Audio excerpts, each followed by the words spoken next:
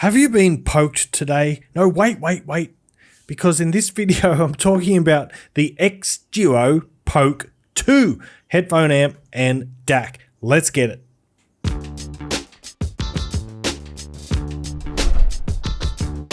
What's cracking, audio fans? It's David here from Prime Audio Reviews. Funky little box. By the way, the price of the Poke 2 comes in at a hefty $390 US. So you get the Poke 2 DAC, a couple of connector cables, USB to USB-C, USB-C to USB-C, USB-C to Lightning, and a USB-C to USB adapter. You also get a little sticky silicone pad. This is for stacking with a phone or a DAP. And finally, you get this rather funky and energetic looking USB-C charging cable or data cable, whatever you prefer. Let's have a look at the device now. It is pretty sweet looking thing. It definitely, as I said, is unique looking. Internally, the Poke 2 comes with dual CS43198 DAC chips, and it supports up to 32-bit 384 kilohertz DSD256 and MQA rendering. Right, so having a look at the device itself, on the front here is an OLED screen. Now this will display your battery status, your current sample rate, your input select, your selected input method, I should say, gain setting, high or low, and things like that. So pretty useful. You know, I might as well switch it on now and hope that you can see that under the light. So there you go. On the bottom, you've got your USB data in, you've got your USB charging port, and a UAC 2.0 and 1.0 select switch. Moving around to the top of the device, we find 4.4mm fully balanced output and a 3.5mm single-ended output, gain, filter, and input buttons. Now, a short press on the gain button will switch between high and low gain, but a long press will actually skip to the next song.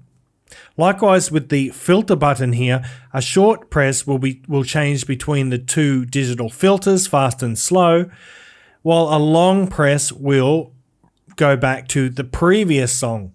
And the input select switch, well, it lets you select between USB input and Bluetooth input with a short press. A long press will lock all the buttons. Now on the side here, you've got your power on and off button, volume up and down, your EQ button, and the Bluetooth key. Now, the Bluetooth key, a short press will play and pause music, while a long press will force it back into Bluetooth pairing mode.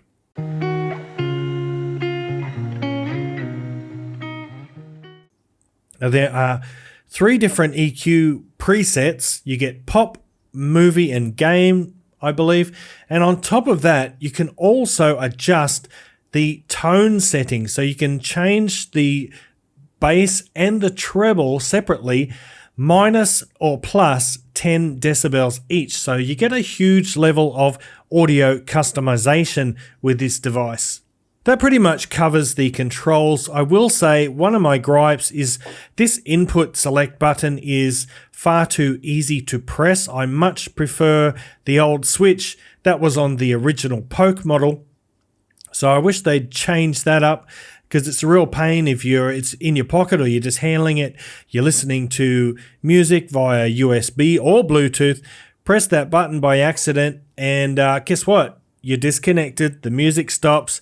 You lost the mood. Now you're having a bad day. You got to start all over again. So yeah, look into that xDuoo if you don't mind. I would love to see that improved. Obviously, the unit does attract a lot of fingerprints, and I apologize for that.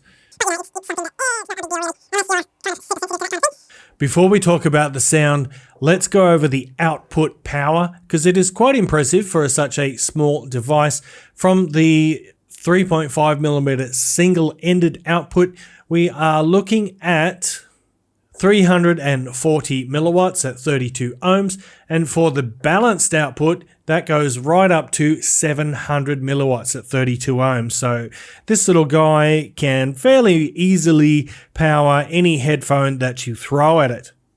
The Poke 2 has a 4000 milliamp hour battery, which provides a playback time of over 12 hours in Bluetooth mode and just over 8 hours in USB mode. In addition, you can actually use this as a power bank to charge your phone or other devices in an emergency as well.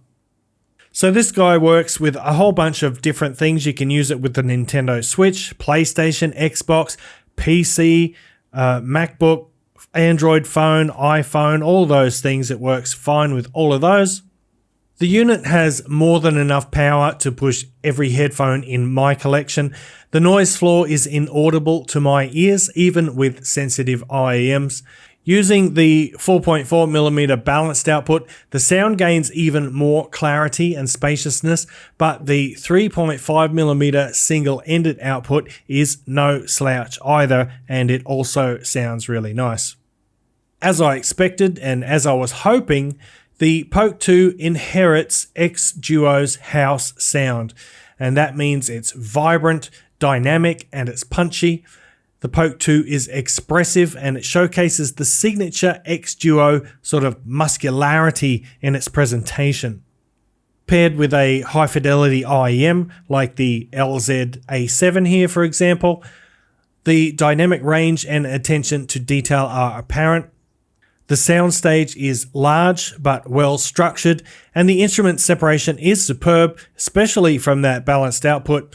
I love the note density and the sense of immediacy that this thing delivers. The transients are crisp and fast, and the treble is precise. Furthermore, the layering that comes out of this thing will make you think you are listening to a full-fledged desktop unit. In addition to its vivid, robust default sound, the xDuoo, as I mentioned, lets you customize the sound to suit your own taste. So on top of the EQ, on top of the filter settings, you've also got those tone controls, so you can really work it out. You can give it a big bass boost if you like, or if your earphones are a bit hot and a bit sizzly in the treble, you can tone down the treble in the settings. So all good, man. So that, ladies and gentlemen, is the xDuoo Poke 2. Look, I think this is a really lovely device. I must say, I do wish it had dedicated playback controls button. It would be really nice if it had a play pause, a next song and a previous song buttons on this side. Maybe we'll see that in the Poke 3, hopefully. But who is this device for exactly? Well, you know, I think this would be ideal for someone who wants an all-in-one unit for use on the go and use on the desktop as well. Like, you can take this on the bus or the train with you and have excellent high fidelity, really nice audio quality on your way to work, for example, or on your way to school. And then once you get to the office, you can plug it into your PC and continue the experience there. So it's a versatile device that can suit sort of many different scenarios or situations. If you only use kind of regular sensitive IEMs, I think that something like the Shanling UP5 here still makes a little bit more sense. It's easier to control, obviously a lot smaller, and it is significantly cheaper at around $170. But like I said, if you're using it on the go and on the desktop, then I would switch over to the Poke 2, as I think it is more robust. So there you have it, guys, the xDuoo Poke 2. If you have any questions about it, leave a comment down below and I'll try to get back to you. But for now, I'm going to wrap it up. So thanks for watching. If you liked the video, give it a thumbs up, Parfam Audiophile style. If you're new to the channel, you want to see more content like this, make sure you hit that subscribe button. And until next time, see you later.